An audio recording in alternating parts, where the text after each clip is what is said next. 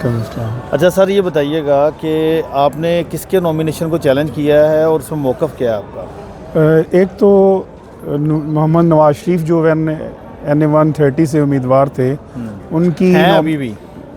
मैं समझता हूँ कि वो सुप्रीम कोर्ट ने जो उनको नाअहल करार दे दिया था, परमानेंट लाइफ बैन है उनके ऊपर, और जजमेंट सुप्रीम कोर्ट की मौजूदगी में उनका हक नहीं है कि वो इलेक्शन में हिस्सा लें। आप कैसे मुतासरा फ्रीक हैं? मैं मुतासरा इस तरह से, मैंने खुद जमा करवाए कागजात किसकी तरफ से? अपनी तरफ से। मैं कैंडिडेट हूँ NA 130 से, आप मैं खुद कैंडिडेट हूँ NA 130 से, और मेरे कागजात रिजेक्ट कर किसी सियासी जमात की तरफ? पाकिस्तान अवामी महाज मेरी अपनी एक महाज है, तहरीक है। पाकिस्तान अवामी महाज मेरी तहरीक है कानून की हुक्मरानी की, और मैंने जमा करवाए और मेरे कागजात रिजेक्ट कर दिए हैं। किस बुनियाद पे? और इसका ये भी नहीं बताया कि आपके कागजात किस बुनियाद के ऊपर रिजेक्ट किए जा रहे हैं, और उसका कोई ऑर्डर भी नहीं दिया। लेकिन जो फाइनल, चूँकि लिस्ट जो जारी किया उन्होंने, उसमें मेरा नाम शामिल जब नहीं किया, तो मैंने उस लिस्ट को बुनियाद बनाकर मैंने वो अपील दायर कर दी है। तो ये 2 फोल्ड अपील है। एक ये है कि मेरे जो नॉमिनेशन पेपर रिजेक्ट हुए हैं, ये गलत हुआ है। इश्तियाक चौधरी के? जी ठीक है। इश्तियाक चौधरी के जो पेपर रिजेक्ट हुए हैं वो गलत हुआ है, और दूसरा जो है नवाज शरीफ की जो परमानेंट लाइफ बैन है, सुप्रीम कोर्ट ने वो उठाया नहीं है। अच्छा, वैसे आपस की बात है, वो इलेक्शन एक्ट में तरमीम होने के बाद नवाज शरीफ का लाइफ टाइम बैन तो वैसे ही ख़त्म हो गया, उसकी तो मुद्दत उन्होंने तयन कर दिया कि 5 साल के लिए नाअहली होगी। लेकिन वो जजमेंट जो सुप्रीम कोर्ट ने अभी दी है प्रोसीजर एक्ट के ऊपर, उसमें उन्होंने ख़त्म नहीं किया। उसमें उन्होंने ख़त्म नहीं किया। जब उसमें उन्होंने ख़त्म नहीं किया, तो फिर जो है उनकी, उसमें तो इसका जिक्र भी नहीं है लाइफ टाइम बैन का। उसमें तो और चीज़ें थी, जब तरमीम थी, बेशक वो उसका बैन नहीं, उसमें देखें 184 में उनको किया था नाअहल सर, ठीक है। 184 में जब उनको नाअहल किया था, तो उसके बाद जो वो जजमेंट है 184 की, उसकी वो जजमेंट तो सेट असाइड नहीं हुई। वो जजमेंट तो सेट असाइड, जजमेंट बरकरार है। मेरा मौक़िफ़ ये है, और मैं कानूनी मौक़िफ़ अपना हक रखता हूँ, मेरा आइनी हक है कि वो जो जजमेंट बरकरार रहे। आइन जो इन्होंने बनाया, उस आइन के बनने से वो जजमेंट ख़त्म नहीं हुई, अनलेस कि सुप्रीम कोर्ट उसको ख़त्म करे। अब सुप्रीम कोर्ट ऑफ पाकिस्तान जो है, उसकी judgement under article 189 of the constitution वो बाइंडिंग है तमाम अदारों के ऊपर, तमाम अदालतों के ऊपर। मैंने इलेक्शन कमीशन में भी ये कहा, जब एतराज़ मैंने उठाया, मैंने कहा कि ये 189 के तहत आपके ऊपर बाइंडिंग है। एक मिनट, आपने NA 130 में नवाज शरीफ के कागजात को चैलेंज किया? जी बिल्कुल, मैंने रिटर्निंग ऑफिसर को एतराज़ दाखिल किया। उन्होंने कहा, पहले तो उन्होंने कहा जी मैं तो पेपर भी नहीं उनके दिखा सकता। किन के? नवाज शरीफ साहब के। फिर मेरे पास कोई और चारा नहीं था कि मैं और कोई एतराज़ दायर करूँ, तो ये जो लाइफ टाइम उनका बैन का एतराज़ था वो मैंने दायर किया, और उस पर उन्होंने कोई फैसला नहीं किया। मैं अभी तक रिटर्निंग अफसर ने कोई फैसला नहीं किया? कोई फैसला नहीं किया। हुआ क्या, इंटरेस्टिंगली 29 तारीख को मैं जब, क्योंकि 30 को लिस्ट लगनी थी, 29 तारीख को मैं जब गया, तो मैंने कहा कि मुझे वो अपना जो मैंने ऑब्जेक्शन है उसका फ़ैसला किया जाए। उन्होंने कहा कि हमारी इसमें जुर्रत नहीं है।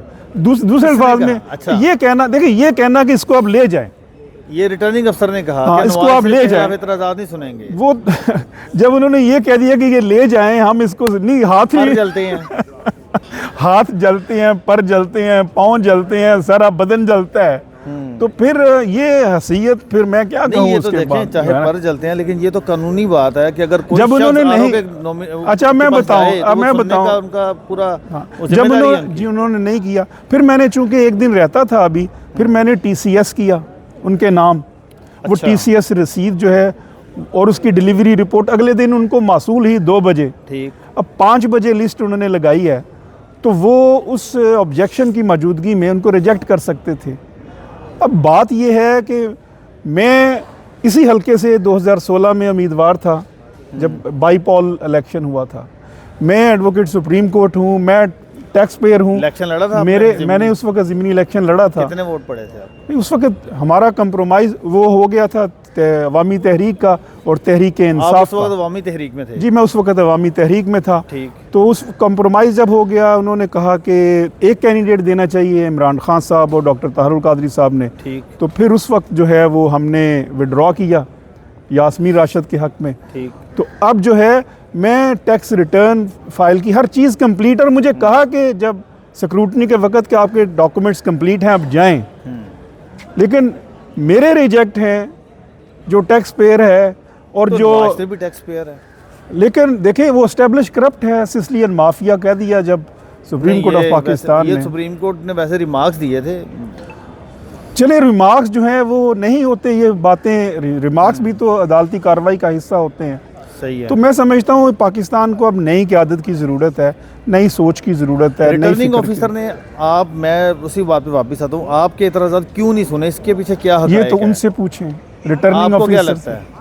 देखिए मेलाफाइडी है, मेलाफाइडी है, इस पे क्या किया जा सकता है? क्योंकि रिटर्निंग ऑफिसर की तो जिम्मेदारी है कि अगर किसी उम्मीदवार के नॉमिनेशन अब चैलेंज देखिए हो तो पूरे वो पाकिस्तान में जो खबरें आ रही हैं, जो रिजेक्ट हो रहे हैं, जो रिटर्निंग ऑफिसर जो कर रहे हैं, ये शर्म बायसे शर्म है हमारे लिए, हम दुनिया के लिए भी बायसे शर्म बन रहे हैं कि ये इलेक्शन होने जा रहे हैं। अच्छा, नवाज शरीफ पर एक तो एतराज़ आपने, इसके अलावा भी कोई ऑब्जेक्शन है आपका? नहीं, मेरा चूँकि इसके अलावा मैं उनके नॉमिनेशन पेपर मुझे नहीं मिल सके थे और लिहाजा मेरा सिर्फ यही एतराज़ है बुनियादी तौर के ऊपर कि सुप्रीम कोर्ट की जजमेंट बरकरार है और वो जजमेंट जब तक सेट असाइड या रिकॉल नहीं हो जाती तो नवाज शरीफ साहब जो है ना वो अहल नहीं है इलेक्शन लड़ने। अच्छा, जो इलेक्शन एक्ट में तरमीम हुई थी, आप क्या समझते हैं कि वो काफ़ी नहीं है नवाज शरीफ को इलेक्शन की इजाज़त देने नहीं, के वो लिए? काफ़ी नहीं है क्योंकि उसका रिट्रोस्पेक्टिव इफेक्ट नहीं है। अच्छा। उसका इफेक्ट प्रोस्पेक्टिव है। ये तो सुप्रीम कोर्ट फैसला करेगी ना फिर अब। तो अच्छा चलें इसी बात को ले लेते, सुप्रीम कोर्ट ने अभी फैसला तो नहीं किया। सही। मुझे भी ये बताएं कि जजमेंट बरकरार है। बेंच बन गया हुआ है शायद। देखें मेरी, जब मैंने ऑब्जेक्शन लिया तब फैसला बरकरार था या नहीं था, इसका जवाब दें मुझे आप। सही। बरकरार था। बिल्कुल। फिर उस वक्त आज के दिन तक, चले उसको छोड़ो, आज के दिन तक नवाज शरीफ साहब क्या इलेक्शन लड़ने के अहल है उस जजमेंट की रोशनी में? माहिरीन है उनके मिला जुला उनका रद्द-ए-अमल है, क्योंकि बाज़ कानूनी माहिरीन कहते हैं कि अब दोबारा आए ना, I invite the legal fraternity of Pakistan, I invite the jurists of Pakistan, so let's have a debate over it. मैं बल्कि ऐसा मैं चैलेंज करता हूँ ये आपका दुनिया चैनल नेशनल डिबेट इसके ऊपर करे। ये मुझे बात बताएं कि अब जब नवाज शरीफ के कागजात नामजदगी मंजूर हुए तो आपके पास तो नवाज शरीफ के नॉमिनेशन तक एक्सेस ही नहीं है। नॉमिनेशन आपने एप्लीकेशन दी थी, वो मिले आपको nomination? Nawaz Sharif nomination paper नहीं मिले, लेकिन चूंकि जो नॉमिनेटेड लिस्ट है कंप्लीट है, मैंने उस लिस्ट को चैलेंज किया है। अच्छा। क्योंकि उस लिस्ट के तहत ही पता चलता है ना कि ये एलिजिबल हैं टू कॉन्टेस्ट द इलेक्शन। मैं समझता हूँ इसके ऊपर डिबेट होनी चाहिए। अब पाकिस्तान जिस तरफ जा रहा है, ठीक है, पाकिस्तान आपकी सदा क्या है ट्रिब्यूनल से? मेरी सदा ये है कि मेरे एक्सेप्ट किए जाएं, मुझे इलेक्शन लड़ने की इजाज़त दी जाए। आपका जो ऑब्जेक्शन क्या लगाया उन्होंने? मेरा तो ये भी नहीं बताते, मतलब साफ छुपते भी नहीं, सामने आते भी नहीं, खूब पर्दा है कि चिलमन से लगे बैठे हैं।